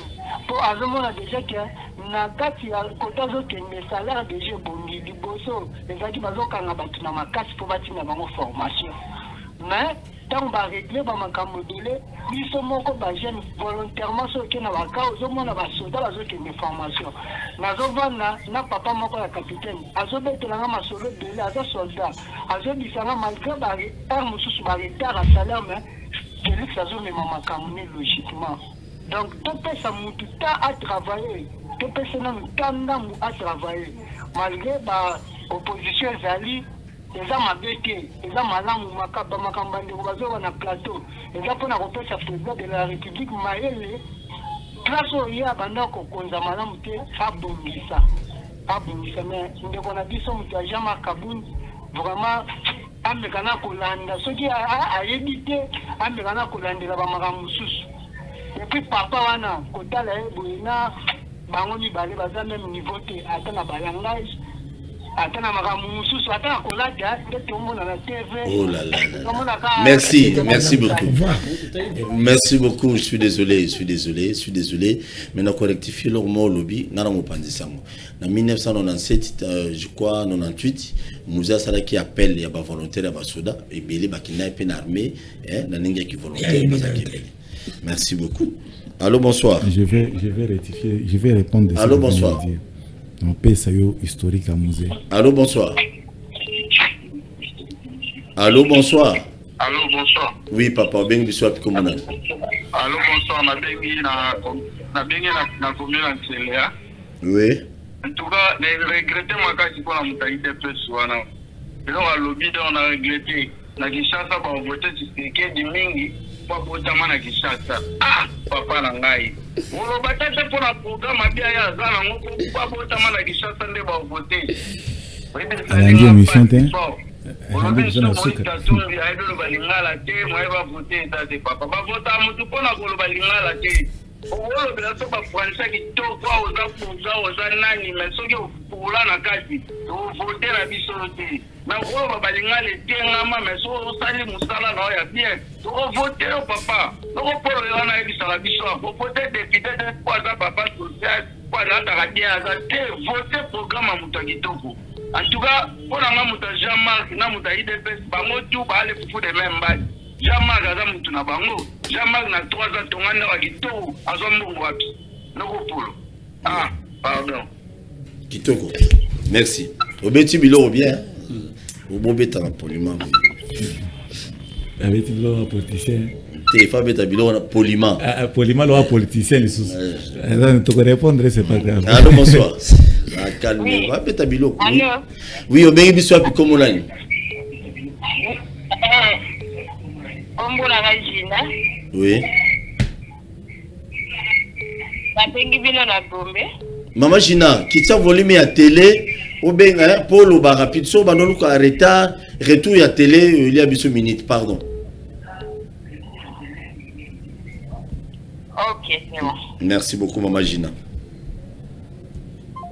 Eh Maman Gina qui pas manabi, kitsa ne volume ya télé pour benga. Moulani Mounene, depuis Nazaré, na donne la télévision jusqu'aujourd'hui. Cette femme m'a toujours appelé à intervenir à l'émission. Allô, bonsoir. Allô? Olobi? Toujours Kaondeko. Na lobby concernant les conabiso, il y a IDP Soana. Le mise à place na Sonia. Parmi les télateurs qui basent la population. Population, moi, dans la carte, monoko. Si je n'ai pas voté, ça peut faire la lobby la bango qui est dans la population. Est-ce qu'il va continuer la bango? Beaucoup d'attention, un mot, les Canadiens, beaucoup c'est la cible militaire, macam. Beaucoup c'est la biso déjà, biso mon macam, moukana qui colle une délai, ça plus de 3 ans. 3 ans, moto qui nous est ici là. Mais bien, vous regardez la plateau. Peut-être on va vous faire un 10e mérite. Peut-être bien, vous en avez vu, à 10e mérite. Vous invitez un peu biso dans 10e mérite. Vous allez nous sommes à la bureau, la machine, la bien, parce que la réalité, vous avez la TV. Dans les moments, on a un peu différent. Très bas, si vous bino, attends, moi, scénario. À Hollande, on a TV. Alors, il va vous payer dans la zone. Vous trouvez vraiment normal que vous autres. Merci. Merci beaucoup. Je veux ça, mon bongo. Ah, oh ma belle. Ça mon ballon. Oh, la vérité, vous nous avez dit, mais c'est la rentrée. Allô, bonsoir. Allô, bonsoir. Allô, bonsoir. Allô, bonsoir, papa. Oui, au bengi biswa puis comment on a ndeko. Abengio, ma tanto pour le combo n'a hérité dans la militaire. Hey, non. Zela. Mais respect mon militaire.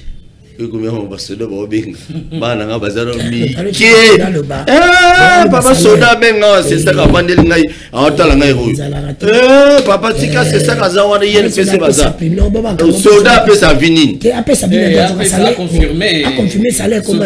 Merci beaucoup et monsieur Sili j'adore le loba bukabani merci na kosenga kaka na boy ba problème papa landi peuple na lobby boy mutu alobi Jean-Marc à construire. Il faut se renseigner combien il est touché pour à construire. Merci. Yango et saliete asenga réduction, il y a train de vie, il y a animateur, il y a institution. Donc à mon avis que salaire na bango mbongo banda et ça c'est du crime économique. Oh ils ont seulement la kachamboko. Yango moni atemela ka yango, ils allaient pour na makamwana. Il a profité légalement, honnêtement, n'a qu'à construire, moi d'accord, c'est là qu'il s'est construire. Mais ça ne veut pas dire qu'il avait volé. Sinon, ce qui a ibaki, n'a pas au régime otozanango, bazali koluka détournement n'importe où, balingaba coincé na babilokwana. So ba moni ba infraction ya lokoto ba tomboli et ça parce que baluki nyonso na ba tiroir bazuyete. Lundi tokozala biso nyonso na cour de cassation les dossiers ils allaient continuer. Il y aura bien entendu la plaidoirie. Tokozela oyobis tokozela parce que basali ba proposition toboyi yango tokozonga na union secrétaire ils ont déjà échoué. Tokozonga na poto travail na monsieur secrétaire il a déjà échoué. Merci. Donc nous avons déjà ouvert notre chemin. Ba proposer belé. Ba proposer belé tokosa l'émission en union na koyona ba preuve. J'ai comment nazo banda ko yebisa peuple congolais que na bosoro pe bosembo. Jean-Marc Abound azana na niveau ya ba leader loka ba foyer luté. OK. Il a encore des choses à prouver. Azana na niveau anaté ça c'est la sincérité politique. Mais en politique quelqu'un peut devenir grand facilement aussi. Donc, Azan a chance un jour après ce qui a commencé. Maintenant, mais il y a lobby qui a quelque chose. Pourquoi tu me coinces comme ça? Tu es posé à pouvoir. Nazolo Baboui. De quoi lobby que Jean-Marc Abound a dénoncé par rapport à train de vie, tout ça et consort. Mais Erazai Kozwambongwana. Pourquoi Azwa qui a taillé en mot non, cet argent et l'équipe Mingi. Moi, Kabound, je ne peux pas prendre ça pour aller construire. Vaut mieux Nazwa autant. Et que pourquoi ne pas démissionner dès le premier mois? Merci. Question où il fallait que pardon, la militaire n'a persisté dans le monde entier. Batuño soit dans la catégorie à paye. Batuño va salaire mon côté. Salaire de mon côté. C'est bon, ça c'est connu. Militaire est assez. Actuellement, bazo zoa pas moins de 400 000 francs. En tout cas, pas moins de $400, mais 400 000 francs. J'ai parlé de 400 000 francs. Maintenant, les militaires, il y a des colos, selon leur grade, et c'est au-delà. Il y a même des militaires où ils touché 5 millions de francs congolais par mois. Merci, c'est bon. J'ai parlé de ça. Maintenant, pour conclure, la République démocratique a besoin de Félix Tshisekedi. Parce que merveilleux Félix Tshisekedi a ici dans le Congo, Congolais, mon côté, au moins que vous avez de mauvaise foi. Ce que vous avez dans malamu, na makambo Félix attali ici dans la République, en tout cas, on vote toujours Félix Tshisekedi. Merci beaucoup. Ça, en tout cas, c'est pas ça. Mais pour nous quoi lobby que il faut qu'on ait ce programme. Nazo répondre pour nous yebise boy. Programme et à président de la République et ça répond à la République mobile. Ce qui est pour la question à programme, c'est que même question faut opposant dans des condamnés. Merci beaucoup. Donc, programme est ça pour la République. À tout le pour la ville à Kinshasa. C'est bon. Or ville à Kinshasa, programme nango est défini na gouverneur et la ville à Kinshasa. Merci. Vous comprenez moi. Alors il faut aider la population. Na babilo muso ya mike dans ikonangai nalinga batu batouché basolate parce que bada parmi bato bakonyokola na salon médiocre ndeko fanza la honnête yo ibike fatuna soda congolais azala salaire à 221 000 francs congolais. Wow. Soda congolais moko to tuji ba général a généraux atikali kokoma na salaire à 1 million de francs congolais. Au moins 400 qui 600 500 000. Jamais atikala kokoma na 1 million. Merci beaucoup. C'est pour te dire qu'atikala kuta peuple ko ya kusilika. L'issue sur la bisende konangai. Chité wana ndeko. Kaji chité. Na chité. Ndeko nanga na ko bisa makambo la jama kabunda. Omone moko fotika. Ngande na zakaboui. Moi j'aime parler de la vérité. Quand tu parles de l'honnêteté, si Kabou était honnête, na 3 mois, na 3 ans à Salagi, elle a mon avis qu'après mes 2 ans, 3e salaire na yi. Mon ba Kabou ya bande mon ba de continuer. De continuer mon voyage qui premier Kaboundi. Premier voyage qui a 20 bisombo. De pas comment que maman veut tirer la. Ndebondano. Oza mo panzi ndeko na ngai. Oza mo panzi. Wa cohérente. Mon na ezala ki ebe. Abundi à l'interne. Abundi à l'interne atiki. Na début wana kaka mbala mo. Atiki. Abi oto bon samboka. Et c'est à revenir. Mais il fallait qu'il nanu na kati. Abundi na kati na abundi na kati simiste. Abundi mingi na kati. Yangonde estali ke yakinde. Voilà. Na IDPS balinga basa. Deko ya décidé il faut aller bandenge ni ya koki ko orienter débat. S'il vous plaît. J'ai dit un grand merci à votre union sur besoin qui tend à côté la biso ba chaîne à télévision Zali et Belé na Kinshasa, mais au moins vous avez pensé à côté l'émission Bakino Balobi, je vous dis vraiment un grand merci. Nazo zongi la comme tolobi ma maman pour nami ndeko na ngai pardon.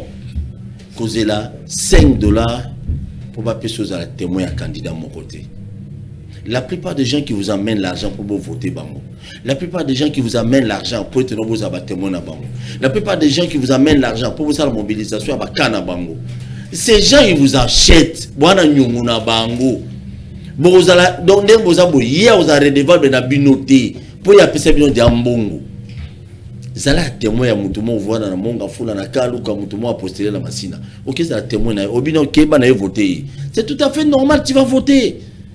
Mutumo boazana yo vana na maluku. Si vous avez besoin de valeur, changement zala. Tu peux te déplacer même de maluku de kinkole. OK qu'on voter mutumo na décider.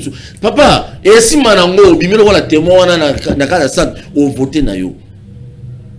Pourquoi l'Assemblée provinciale nous a dessus? Il y a aucune, je ne sais pas s'il y a un député provincial aujourd'hui à cause tout à tout le moins Moukeba dans la prison. La PC Mbote. Le reste, c'est nous sur Batika Douana. Boye Bisangana, Banan, va défendre des valeurs à Kinois. Attends, Moukeba défendre. Namoni. C'est ça. Namoni. Attends, Moukeba défendre. Namoni na Kingaboa. Kami Kolone Bakaboli Mituka. Je m'en disconviens pas, je suis d'accord. Tout cet Abokabola était pourquoi? Pourquoi tu nous as là, Boulamu, Bino, politicien, député, Boulamu, quand on a fait une élection? Vous comprenez? Tout ces temps, Bino Bouzalaki, depuis première année, deuxième année, au Salaki Boulamouté, Boyoko Salaka, on a fait une élection. Quinoise, n'accepte jamais qu'on t'achète. Parce que ma conscience, non pour monter nous avoir millions. Calculez de $21 000 député national. Fois 5 ans, ça donne combien? Tu n'es pas glissement dans un centime solo. Calculez mon union soit mieux, vous aurez 2 000, 3 000, 4 000 francs. Donc, comme la dimension, pour tout le Congo, on a besoin qu'il y ait des bossos. Nous avons besoin que les Congo changent. Malobaya papa na biso fait papa de Sekedi. Zouambongo, Mbongo Zé Abiso, mais vous votez. C'est important. Et alors, na biso. On a le babo te soit un candidat. Ce n'est pas un candidat, il peut le soumettre.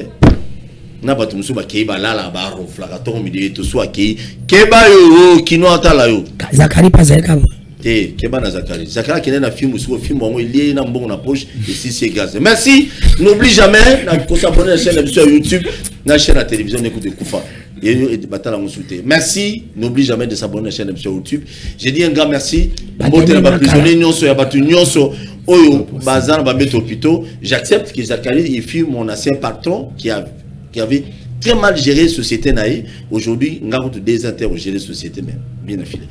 La Congo to telema to lobela mboka ye. Wole to suwa ko bimisana poa.